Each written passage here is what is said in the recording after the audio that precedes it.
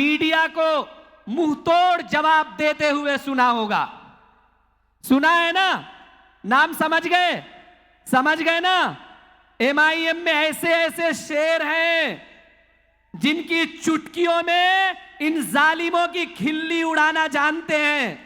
तो आइए हम आपके बीच में मुहतरमुल मकाम जनाब आसिम वकार साहब को दावत देता हूं कि वो माइक पर तशरीफ लाइए और हमारे साथ एक बार जोरदार नारा लगाइए। नारे तकबीर, नारे तकबीर। आसिम वकार साहब डाइस पर तशरीफ फरमा कुल हिंद मजलिस इत्तेहादुल मुस्लिमीन के हैदराबाद से आए हमारे आमदार, हमारे एमएलए आली जनाब अहमद बलाला साहब, हमारे कारपोरेटर समद बिन अब्दास साहब, हमारे और आपके और एमआईएम के आपके वर्सोवा के कैंडिडेट जनाब रईस लश्करिया साहब, वर्सोवा की आवाम, हमारी माएँ, हमारी बहनें, हमारे भाई, हमारे बुजुर्ग, ये चुनाव का दौर चल रहा है। समद भाई ने अपने भाषण में, अपनी स्पीच में सब कुछ कह दिया। मैं कोशिश करूंगा कि जो बच गया हो वो कह दूं। अकबर भाई के बारे में समद भाई ने बताने की बहुत कोशिश की, बताया भी, लेकिन हिंदुस्तान की जो मीडिया है वो अकबर भाई का जो चेहरा दिखाती है वो कौन सा दिखाती है? 15 मिनट। 15 मिनट वाला चेहरा असद साहब, अकबर साहब, एमआईएम हम लोग का दिखाया जाता है। लेकिन अगर यही ईमानदार मीडिया और यही ईमानदार पत्रकार जो तनख्वाह लेकर अगर काम करते, ऊपर से कमीशन ना लेते, तो वो अकबर भाई के 15 मिनट के अलावा 15,000 से ज्यादा बच्चे जो प्राइमरी स्कूल, इंटर स्कूल में पढ़ते हैं फ्री ऑफ कास्ट, 40,000 कुल बच्चे जो एक्स्ट्रा एजुकेशंस दी जाती हैं उसके बारे में बताते, जो हॉस्पिटल अकबर भाई चला रहे हैं जिनमें इलाज फ्री है। आपको बताऊं, मजलिस इत्तेहादुल मुस्लिमीन की हिंदुस्तान के किसी सूबे में कहीं भी कभी भी कोई सरकार नहीं रही, कोई सरकार नहीं रही। ना असद साहब कभी मंत्री रहे, ना अकबर साहब कभी मंत्री रहे, और जो बड़े बड़े मंत्री हैं सरकारों में रहे हैं, केंद्र सरकारों में रहे, स्टेट सरकारों में रहे, महाराष्ट्र में भी रहे, बाकी जगह भी रहे, उनके भी हॉस्पिटल हैं, एमआईएम वालों के भी हॉस्पिटल हैं। आपको पता है, आप आंख कमजोर हो जाए, आप ऑपरेशन कराने जाइए, लेंस डलता है तो 50,000 रुपए से लेकर 1.5 लाख रुपए तक का खर्चा आता है। लेकिन अकबर भाई अपने हॉस्पिटल्स में जो ऑपरेशन करते हैं आंख का, लेंस, पावर लेंस के साथ, नंबर वाले लेंस के साथ, वो फ्री ऑफ कॉस्ट है। आपने कहीं ऐसा नेता देखा कोई? अगर देखा हो, सुना हो तो मुझे बता दीजिए। अकबर भाई जब पहली बार विधायक बने, हबीब मिल्लत जब पहली बार विधायक बने, तो लोगों ने उनका वेलकम करने की कोशिश की कि साहब आपका वेलकम करना चाहते हैं, स्वागत करना चाहते हैं। तो अकबर भाई ने एक बात कही थी कि मैं अपना स्वागत तब करवाऊंगा जब हमारी विधानसभा से शुरू होकर हैदराबाद की गली गली में हर बच्चा स्कूल जाने लगेगा। मैं आपके सामने एक ऐसे एमएलए, एक ऐसे रहनुमा, एक ऐसे कौम के लीडर की बात कर रहा हूं जिसको पहले कभी आप लोगों ने इस तरह से नहीं सुना होगा। 15 मिनट तो बहुत सुनाते हैं। 15 मिनट सुनाने वालों, अब सुनो अकबर भाई के बारे में कि हमारे नेता अकबरुद्दीन ओवैसी हिंदुस्तान के पहले नेता हैं जिन्होंने अपनी विधानसभा से शुरुआत की थी, जब उन्होंने स्कूल बनाना शुरू किए तो हैदराबाद एक ऐसा जिला है, ऐसा शहर है जहां मस्जिदों से ऐलान किया गया था कि अपने अपने बच्चों को स्कूल भेजिए फ्री में। बताइए कौन एमएलए, कौन मिनिस्टर ऐसा है जो अपने मस्जिदों से, मंदिरों से ऐलान कराता हो? आपके सामने उनकी पार्टी के कैंडिडेट आपके बीच में हैं। जिताना आपकी जिम्मेदारी है, वोट देना आपकी जिम्मेदारी है। अकबर भाई के बारे में अगर बोलना शुरू करूंगा तो 24 घंटे भी कम पड़ जाएंगे, लेकिन उनकी जो किए हुए काम हैं, जो उनकी बातें हैं, वो कम नहीं पड़ेंगी। आप ऐसी पार्टी के नेताओं के साथ इस वक्त हम लोग आपके बीच में आए हैं। आप ऐसी पार्टी के कैंडिडेट के लिए मैं यहां आया हूं कि इनको वोट दीजिए। अभी मैंने सुना महाराष्ट्र में एक ऐलान हो गया है, कुछ मुसलमानों ने ऐलान कर दिया है कि अघाड़ी को जिताइए। अब मैं पूछना चाहता हूं, मैं सब बात नहीं करता, लेकिन मैं पूछ रहा हूं उन लोगों से, क्यों जिताइए? आपने ऐलान कर दिया जिताइए। मुसलमान अक्लमंद कौम है, मुसलमान समझदार कौम है, मुसलमान खुद मुख्तार कौम है। मैं आपसे पूछ रहा हूं कि आप लोगों ने ऐलान किया कि अघाड़ी को जिताइए, तो बताना पड़ेगा क्यों जिताइए, किस लिए जिताइए, क्या काम किया अघाड़ी ने? जब हमारे पैगंबर इस्लाम, आकाए इस्लाम मोहम्मद सल्लल्लाहु अलैहि वसल्लम की शान में गुस्ताखी होती है तो औरंगाबाद से लेकर बंबई तक के हुजूम लेकर, रैली लेकर मजलिस इत्तेहादुल मुस्लिमीन के लोग आते हैं। उस वक्त आपने क्यों नहीं कहा कि अघाड़ी के लोग भी शामिल हों इसमें? एक आवाज आई किसी की, खत लिखने वाले की, कि अघाड़ी के लोग भी इसमें शामिल हों। जब गाजियाबाद में बैठा हुआ एक पुजारी पैगंबर के बारे में बात करता है तो पूरे उत्तर प्रदेश में मजलिस इत्तेहादुल मुस्लिमीन के लोग प्रदर्शन करते हैं, सड़क पर उतरते हैं, लाठी खाते हैं। तब इन लोगों के जमात की कोई भी किसी भी तरह का स्टेटमेंट, बयान बाहर आया कि मजलिस इत्तेहादुल मुस्लिमीन वाले अच्छा काम कर रहे हैं, इनके साथ बाकी लोगों को जुड़ना चाहिए? तो जब आप अघाड़ी से ये नहीं कह सकते कि मुसलमानों के हक में बोलो, अघाड़ी के लोगों से, अघाड़ी के नेताओं से ये नहीं कह सकते कि पैगंबर की बेहुरमती करने वाले, बेइज्जती करने वाले लोगों को जेल में डलवाओ, तो फिर आप खत क्यों लिख रहे हैं? ये सवाल मेरा नहीं था, ये सवाल आप सब मुसलमानों का था। ये सवाल जिम्मेदारी थी आपकी पूछना कि ठीक है तुम्हारे कहने से वोट देंगे, क्यों दें, क्यों दें? सवाल बड़ा ये है। भाई आपने खत लिख दिया कि मुसलमान आपको वोट दे देगा, आप आरक्षण दे दो। क्या गारंटी आरक्षण देंगे? ये मुसलमानों को भटकाने और भड़काने वाली बात है। आप उम्मीद किससे कर रहे हैं? आप सब जानते हैं कि अगर अघाड़ी जीतेगी तो मुख्यमंत्री उद्धव बनेंगे। मैं समझता हूं सभी जानते हैं। भारतीय जनता पार्टी बनेगी तो भी हम नहीं बनेंगे, अघाड़ी जीतेगी तो भी हम मुख्यमंत्री नहीं बनेंगे।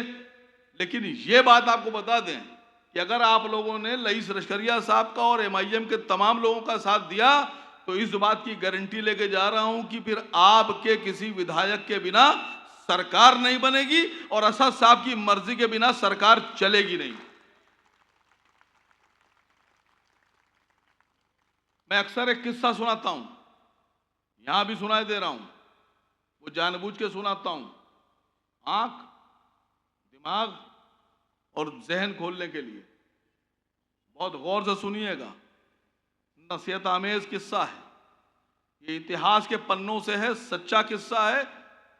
ये हिंदुस्तान में एक बादशाह थे गुजरे मुसलमान, उनके बारे में। बहुत से लोगों ने सुना होगा, जिन्होंने नहीं सुना वो सुन लें। कि हिंदुस्तान में एक मुसलमान बादशाह थे, नाम नहीं लूंगा बादशाह का, वरना ये सब कल टीवी बुला लेंगे मुझे कि महाराष्ट्र के चुनाव में आप फलां बादशाह को क्यों लेकर आए। तो तड़पने दीजिए, थोड़ा सा उछलने दीजिए, ढूंढने दीजिए कौन से बादशाह थे। हिंदुस्तान में एक मुसलमान बादशाह गुजरे, वो घोड़े पर बैठकर जंग करते थे, सभी करते थे। तो जंग की तैयारी चल रही थी। एक राजपूत राजा ने उस मुसलमान बादशाह को हाथी भेंट किया, गिफ्ट किया, और कहा हुजूर आप जंग पे जा रहे हैं, ये सवारी है मैं लाया हूं, आपको गिफ्ट कर रहा हूं, इस पे बैठ के जाइए। तो मुसलमान बादशाह ने कहा यह है क्या? तो राजा साहब बोले यह हाथी है। बादशाह उतरा मुसलमान, उसने हाथी पर सवारी करी, हौदे पे चढ़कर बैठा। उसने कहा लाओ इसकी लगाम लाओ मुझे। तो जो लोग थे वो कहने लगे साहब इसमें लगाम नहीं होती है, ये महावत जो आगे बैठा है ये चलाएगा इसको। तो बादशाह ने कहा बिना लगाम की सवारी? कहा जी साहब इसमें लगाम नहीं होती। बादशाह उतर के घोड़े पे बैठ गया। तो जिन्होंने गिफ्ट किया था राजा साहब ने कहा साहब क्या हो गया, आप क्यों नाराज हो गए? कहने भाई ऐसी सवारी पे बिठा रहे हो जिसकी लगाम दूसरे के हाथ में है, मुझे जाना होगा दाएं ले जाएगा बाएं, मुझे जंग में अंदर घुसना होगा दुश्मन के खेमे में और ये डर के पीछे भागेगा। तो मैं ऐसी सवारी पर नहीं बैठता है जिसकी लगाम दूसरे के हाथ में हो। वो कितना अक्लमंद बादशाह था कि ऐसी सवारी पे नहीं बैठा कि जिसकी लगाम उसके हाथ में नहीं थी। आप ऐसी सरकार बना देते हैं जिसकी लगाम आपके हाथ में नहीं है। आपको कसम खाना होगा, आपको ऐसी सरकार बनाना होगी जिसकी लगाम भी आपके हाथ में हो और सरकार भी आपके पैर के नीचे हो, जो आपकी मर्जी से चलने वाली सरकार हो। अब कुछ लोगों ने खत लिख दिया कि साहब आरक्षण। अब मुसलमान बड़ा खुश कि साहब बड़े बड़े लोगों ने खत लिख दिया आरक्षण मिल जाएगा। कोई आरक्षण नहीं मिलने जा रहा है, ये दिमाग में डाल लीजिए आप। भीख में कभी किसी को कुछ नहीं मिलता है, कुछ नहीं मिलता है। 1 रुपया 2 रुपया मिल जाता है। जो आदमी खुद कमाता है 2000 रुपए, वो आपको 2 रुपए दे देगा, लेकिन आपको कभी आधा हिस्सा नहीं देगा। आधा हिस्सा आपको लेना है तो आपको बराबरी की टक्कर देना पड़ेगा। उसको बताना पड़ेगा कि आप बराबर के हैं, आप ले सकते हैं, हम तुमसे कमजोर नहीं हैं। भीख में नहीं मिलेगा आरक्षण। आरक्षण कैसे मिलेगा ये सुनिए। अब आप आरक्षण अगर लेना है तो सरकार जब बने तो उसमें इतने विधायक आपके हों कि अगर आप अपने विधायकों का हाथ खींच ले तो सरकार गिर जाए। चाहे वो 2 हो, चाहे 10 हो, चाहे 15 हो, 20 हो, आप अपने विधायकों को बनाकर भेजिए। असद साहब के हाथों को मजबूत कीजिए। और अगर आपने मेरी बात को थोड़ा सा भी जहन में बिठा लिया और अपने विधायक जिताकर भेजे, तो ये वादा आपसे कर रहा हूं, उद्धव की गारंटी नहीं है। और अगर किसी के दिल में है कि साहब उद्धव की गारंटी है कि बीजेपी में नहीं जाएंगे, तो वो हाथ उठा दे। अगर आप पूरे हुजूम में एक भी आदमी इस बात की गारंटी देता है कि उद्धव ठाकरे या शरद पवार की बेटी या शरद पवार या कांग्रेस के तमाम विधायक जीतने के बाद वक्त पड़ने पर, मौका पड़ने पर बीजेपी में नहीं जाएंगे, वो आपके साथ खड़े रहेंगे, तो हाथ उठा दीजिए। है कोई? एक भी नहीं है। ये कन्फर्म है कि आप में से सबको इस बात का यकीन है कि अगर वक्त पड़ गया तो उद्धव फौरन से पेशतर दौड़कर चले जाएंगे बीजेपी में। लेकिन इस बात की गारंटी देता हूं कि उद्धव चले जाएं, शरद पवार चले जाएं, कांग्रेस का एक एक विधायक चला जाए, कांग्रेस के पूर्व मुख्यमंत्री गए हैं अशोक चौहान, और भी चले जाएं, लेकिन इस बात की गारंटी है कि जो भाई बैठा है आपका रईस लश्करिया, ये भारतीय जनता पार्टी से अकेला भी अगर असेंबली में होगा तो विरोध में बैठेगा और लड़ाई लड़ेगा।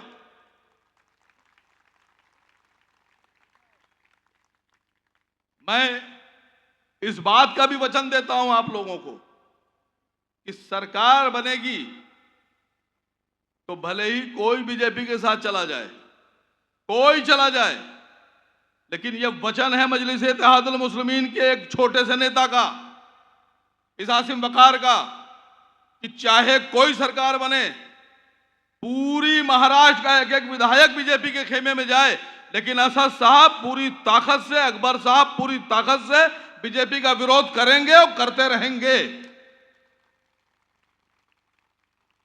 आप लोगों से साथ चाहिए, आप लोगों से इस बात का साथ चाहिए कि आपकी ताकत मजलिस इत्तेहादुल मुस्लिमीन की ताकत है, आपकी ताकत हम सब की ताकत है, आपकी ताकत आपके विधायक की ताकत है। आप लोग इसको छोटा चुनाव या 2-4-10 दिन का चुनाव मत मानिएगा। यह आपके आने वाली नस्लों के, आपके आने वाले बच्चों के मुस्तकबिल का चुनाव है। मुझे बताया गया कि यहां एक बहुत बड़ी प्रॉब्लम है ड्रग्स की। कितने लोग इसको प्रॉब्लम मानते हैं? ड्रग्स, हाथ उठाइए एक बार। कुछ कहना जा रहा हूं इसलिए कह रहा हूं आपसे, कितने लोग प्रॉब्लम मानते हैं इसको? कितने लोग मानते हैं प्रॉब्लम है? साइड में हमारे पुलिस वाले भाई खड़े हैं। अगर चूहा मंत्री जी के घर से चीनी चोरी कर ले या मंत्री जी के घर का गेहूं चोरी कर ले, तो महाराष्ट्र की पुलिस इतनी तेज है कि चूहे को पकड़ लाएगी। लेकिन इतने लोगों की प्रॉब्लम ड्रग्स की आपको नहीं दिखाई पड़ती सर। हम आएंगे चले जाएंगे। मैं आपके जरिए से मुख्यमंत्री तक आवाज पहुंचा रहा हूं, आपके कमिश्नर तक आवाज पहुंचा रहा हूं, और अगर कोई मीडिया का आदमी है यहां वीडियो बना रहा है तो वो भी बनाए।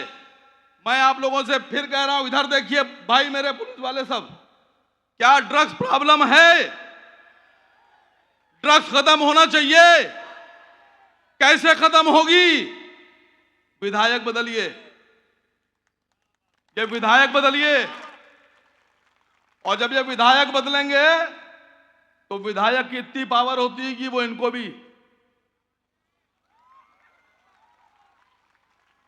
सब ठीक हो जाएंगे बिल्कुल।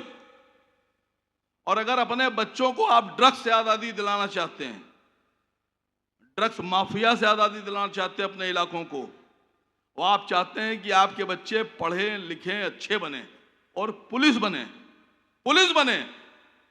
तो विधायक बनाइए। अगर आपने विधायक अपना नहीं बदला और खराब विधायक बनाते रहे तो बच्चे पुलिस नहीं बनेंगे, ड्रग माफिया बन जाएंगे। ड्रग्स की लड़ाई आपकी लड़ाई है, अपने बच्चों की लड़ाई पहले आप शुरू कीजिए, आपके पीछे दुनिया खड़ी हो जाएगी। हम सब आपकी लड़ाई लड़ने को तैयार हैं, लेकिन आप तो खड़े होइए। आप खड़े होने को तैयार नहीं। मैं देखता हूं कि जहां उद्धव साहब रहते हैं वहां पानी की प्रॉब्लम नहीं है प्रॉब्लम? आपके यहां पानी की प्रॉब्लम है? तो उद्धव साहब के इलाके में क्यों नहीं है? उद्धव साहब के इलाके में नहीं है, शिंदे साहब के इलाके में नहीं है, अजीत पवार के इलाके में नहीं है, बड़े बड़े लोग अंबानी अडानी के इलाके में नहीं है, आपके इलाके में क्यों है? आप कमजोर लोग हैं, आपका कोई नेता नहीं, कोई कमांडर नहीं है, आपसे डर नहीं है उनको। आप जिसको भी जिता के भेजते हैं वो सब उनसे जाके मिल जाते हैं। आपको चाहिए कि आप ऐसा विधायक जिता के भेजिए जो उनसे ना मिले, वो आपके साथ खड़ा रहे और आपकी आवाज बने और आपकी लड़ाई लड़े। मैं बता रहा हूं आपसे, आपके इलाके की सारी प्रॉब्लम दूर हो जाएंगी।